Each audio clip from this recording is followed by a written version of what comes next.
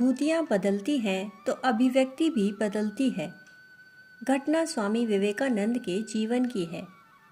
उनके महान गुरु श्री रामकृष्ण परमहंस माता काली के अनन्य भक्त थे। दक्षिणेश्वर का काली मंदिर, जिसे माता भवतारिणी का मंदिर भी कहा जाता है, उसमें पुजारी थे। उनकी पूजा के प्रत्येक कर्म में उनकी भक्ति छलकती थी।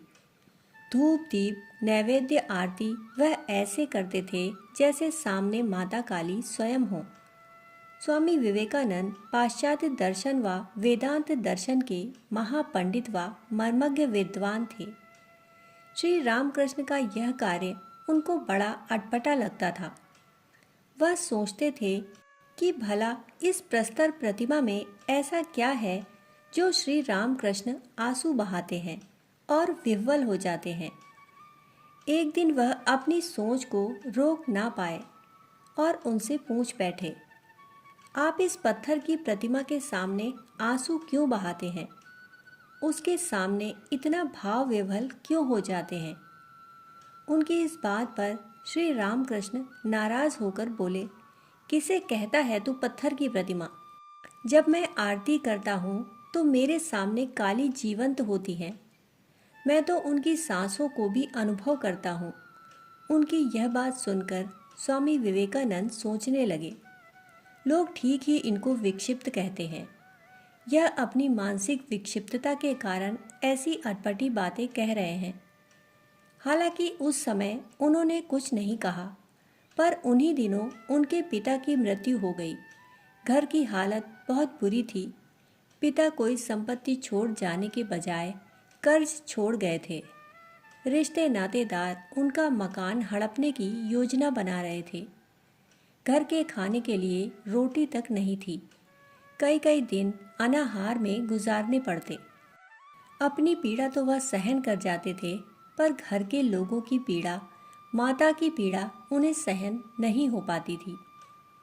एक दिन परेशानी की प्रताड़ना में उन्होंने अपनी व परिवार की पीड़ा श्री रामकृष्ण के सामने कही। उत्तर में वह बोले, मेरे पास तो ऐसा कुछ भी नहीं है कि मैं तेरी मदद कर सकूं, पर हाँ, माता काली तेरी मदद कर सकती हैं। तू उन्हीं से क्यों नहीं मांग लेता? इस बात पर स्वामी विवेकानंद का वेदांत ज्ञान व पाश्चात्य दर्शन का पांडित्य आड़े आ गया। वह कहने लगे, उस पत्थर की प्रतिमा से क्या मांगूं? वह तो स्वयं का रखरखाव भी नहीं कर पाती, तो भला मेरे लिए क्या करेगी? इस पर श्री रामकृष्ण ने कहा, अपने को बड़ा वेदांती समझता है और जड़ चेतन में भेद करता है। इस जगत में ऐसा क्या है जो परमात्मा नहीं है? तेरा अखंड सच्चिदानंद क्या माँ काली की मूर्ति में नहीं है? श्री रामकृष्ण की इस बात का उनके पास कोई उत्तर नहीं था। उन्हें इस तरह से चुप देखकर श्री रामकृष्ण ने उनसे कहा, अच्छा चल, तू मेरे कहने से माता के पास चला जा। अगर तुझे वहाँ केवल पत्थर की मूर्ति दिखे तो फिर तू वहाँ कभी मत जाना। लेकिन यदि तुझे माता साकार व साक्षात अनुभव हो तो फिर उनसे कह देना अपने मन की बात।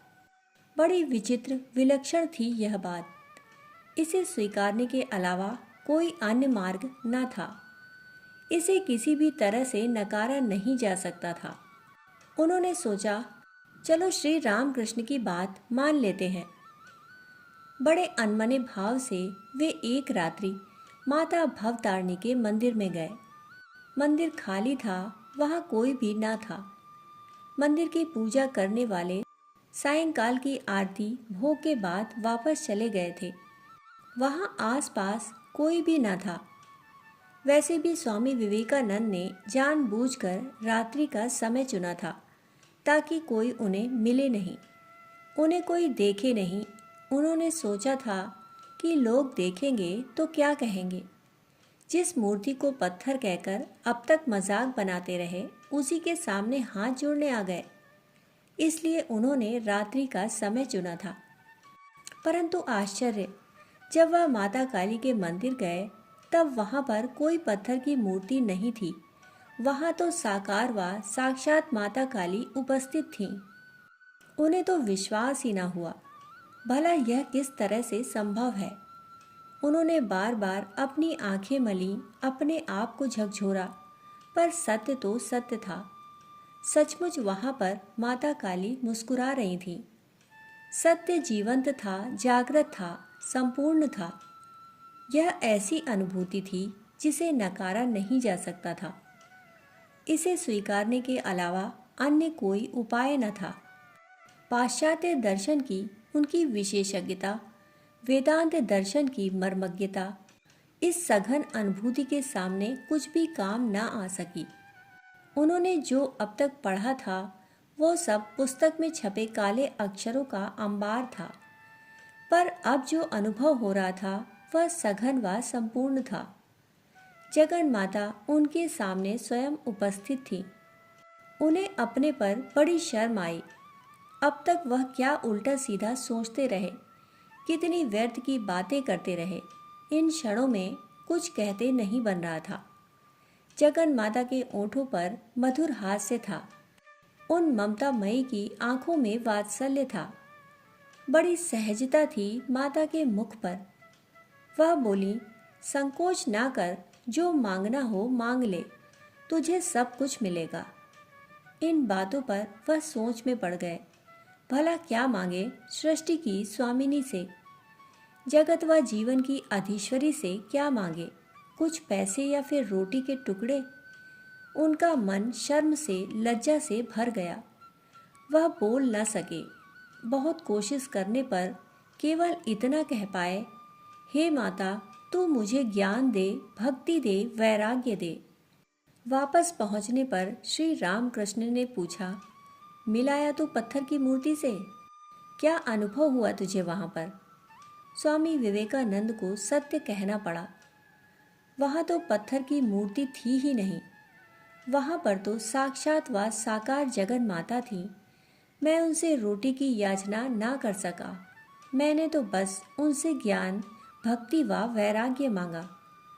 भला रोटी किस तरह मांगता सृष्टि की स्वामिनी से?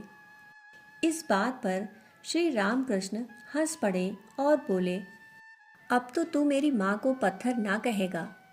उत्तर में स्वामी विवेकानंद ने कहा, मुझे शर्म आ रही है अपने पहले के शब्दों पर, अपनी पुरानी सोच पर। मैं तो क्षमा का याचक हूँ, माता से भी और आप से भी। स्वामी विवेकानंद की इस अनुभूति ने उनकी अभिव्यक्ति बदल दी।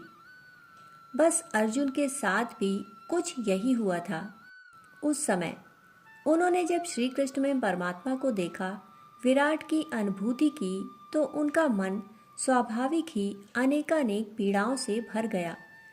उनका मन अनेकानेक शर्म, लज्जा व अपराध से बोझिल हो गया, क्योंकि इन्हीं कृष्ण को अनेक बार कंधे पर हाथ रखकर कहा था, हे कृष्ण, हे यादव, हे मित्र, हे सखा, परमात्मा से मित्र की तरह व्यवहार किया। अब वह सब सोचकर अर्जुन क्षमा याचना करना चाहते हैं। यह अनुभूति केवल अर्जुन को ही हुई हो ऐसा नहीं है। ऐसा हम में से किसी के साथ हो सकता है। हम पति हैं, पत्नी हैं, पिता हैं अथवा बेटे हैं। जिस दिन हमें परमात्मा का अनुभव होगा, उस दिन हमें लगेगा कि अब तक हम सबके साथ कैसा व्यवहार करते रहे, क्योंकि हमें तब पत्नी, पति, पिता, भाई व बेटे में वही दिखाई पड़ेगा। एक उसी की अनुभूति होगी।